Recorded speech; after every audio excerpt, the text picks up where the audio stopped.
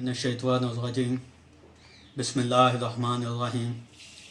हाज़रीन व सामीन अस्सलामु अलैकुम। हाज़रीन, मुनीर अहमद कुरैशी, जी हाँ, हमारे अपने मुन्नू भाई जो 1933 को वज़ीराबाद इंडियन पंजाब में पैदा हुए और कल 19 जनवरी 2018 को अपने खालके हकीकी से जा मिले। वो एक सतारा थे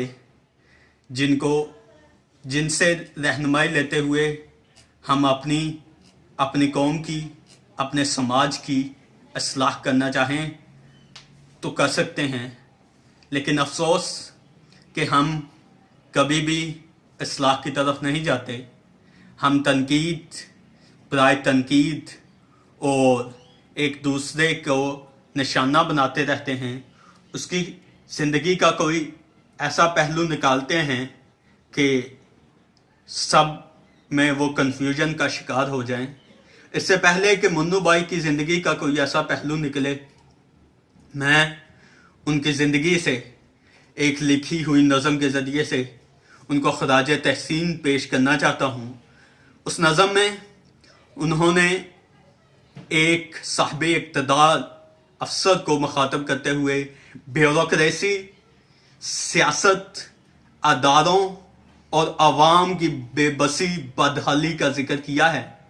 और वो एहतसाब के चीफ को मुखातब करते हुए कहते हैं कि एहतसाब दे चीफ कमिश्नर साहब बहादुर, एहतसाब दे चीफ कमिश्नर साहब बहादुर, 14 डाकुआं कातलां कोलों 14 डाकुआं कातलां बारे की पुछदे हो?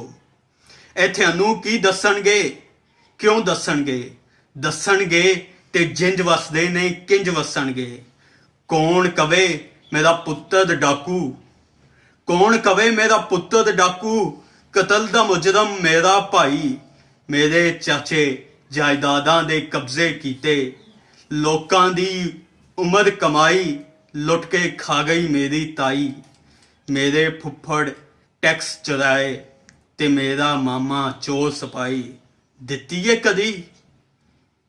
ਕਦੀ ਆਪਣੇ ਜੁਰਮ ਦੀ ਆਪ ਗਵਾਈ। ਕਿਹੜਾ ਪਾਉਂਦਾ ਏ ਆਪਣੇ ਹੱਥ ਨਾਲ ਆਪਣੇ ਗਲ ਵਿੱਚ ਮੌਤ ਦੀ ਫਾਈ। ਖੋਜੀ ਰੱਸਾ ਗੀਰ ਨੇ ਸਾਰੇ ਕੀ ਪੁੱਛਦੇ ਹੋ? ਇੱਕ ਦੂਜੇ ਦੇ ਜੁਰਮ ਸਹਾਰੇ ਕੀ ਪੁੱਛਦੇ ਹੋ?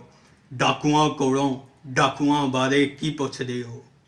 ਔਖਾ ਸਭ ਤੋਂ ਮਣਕਾ ਮੰਗਣਾ, ਸ਼ੇਰ ਦੇ ਮੂੰਹ ਚੋਂ ਬੋਟੀ ਖੋਣੀ। ਇੱਲਾਂ ਕੋਲੋਂ ਮਾਸ ਨੇ ਮਿਲਦੇ, ਹੁੰਦੀ ਨਹੀਂ ਕਦੀ ਹੁੰਦੀ ਅਨਹੋਣੀ। 14 ਡਾਕੂਆਂ ਕਾਤਲਾਂ ਕੋਲੋਂ ਮੰਗਿਆ ਕੋਈ ਸਬੂਤ ਨੇ ਲੱਭਦੇ। ਫਾਈਲਾਂ ਵਿੱਚ ਗਵਾਚੇ ਹੋਏ ਬੜੇ ਬੜੇ ਕਰਤੂਤ ਨੇ ਲੱਭਦੇ।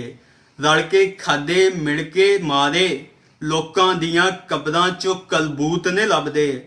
एहतसाब दे चीफ कमिश्नर साहब बहादुर, एहतसाब दे चीफ कमिश्नर साहब बहादुर, साडे घर विच डाके वजे, साडियां नीयां पुट्टियां गईयां, साडियां इज्जतां लुटियां गईयां। असीं विचारे जख्मी हत्थां नाल इंसाफां दे बूहे खड़काउंदे रह गए। इल्लां कावां कुत्तियां कोलों अपने जख्म छपाउंदे रह गए। ਅਸੀਂ ਵਿਚਾਰੇ ਜ਼ਖਮੀ ਹੱਥਾਂ ਨਾਲ ਇਨਸਾਫਾਂ ਦੇ ਬੂਹੇ ਖੜਕਾਉਂਦੇ ਰਹਿ ਗਏ।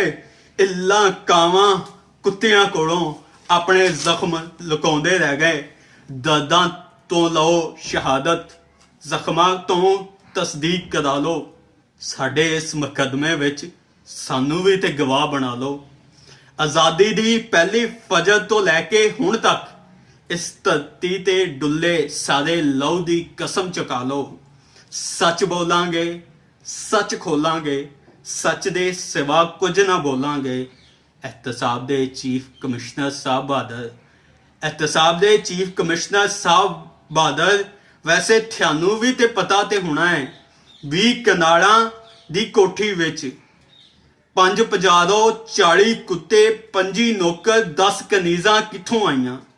एहतसाब दे चीफ कमिश्नर साहब बहादुर, वैसे थानू भी ते पता होना है 20 कनालों की कोठी विच 5 ਬਜ਼ਾਰੋਂ 40 ਕੁੱਤੇ 25 ਨੌਕਰ 10 ਕਨੀਜ਼ਾਂ ਕਿੱਥੋਂ ਆਈਆਂ? ਕਿੱਥੇ ਲੱਗੀਆਂ ਨੇ ਟਕਸਾਲਾਂ? ਦੇਸ ਪਰਾਏ ਬਣੀਆਂ ਚੀਜ਼ਾਂ ਕਿੱਥੋਂ ਆਈਆਂ? ਕਿੱਥੋਂ ਆਇਆ ਚਿੱਟਾ ਪਾਊਡਰ? ਕਾਲੀ ਦੌਲਤ ਕਿੱਥੋਂ ਆਈ? ਕਿੱਥੋਂ ਆਏ ਪਰਮਟ ਲੀਜ਼ਾਂ ਕਿੱਥੋਂ ਆਈਆਂ?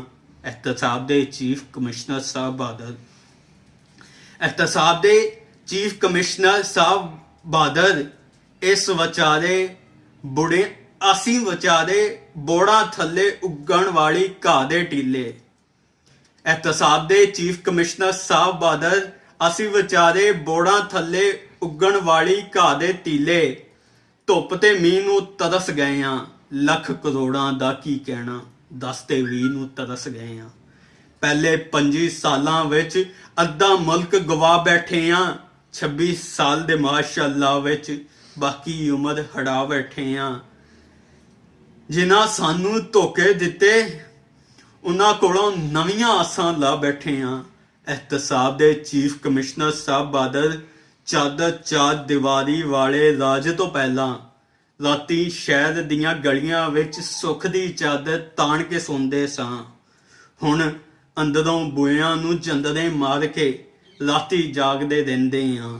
एहतसाब ਦੇ ਚੀਫ ਕਮਿਸ਼ਨਰ ਸਾਹਿਬ ਬਾਦਲ ਸਾਨੂੰ ਸਾਡੇ ख्वाब ਦਵਾ ਦਿਓ। ਜੇਕਰ ख्वाब ਦਵਾ ਨਹੀਂ ਸਕਦੇ ਸਾਨੂੰ ਸਾਡੀ ਨੀਂਦਰ ਦਵਾ ਦਿਓ। ਅਸੀਂ ਵਿਚਾਰੇ ਆਪਣੇ ਬੱਚਿਆਂ ਲਈ ਕੁਛ ਤੇ ਛੱਡ ਕੇ ਜਾਈਏ। एहतसाब दे चीफ कमिश्नर साहब बादल।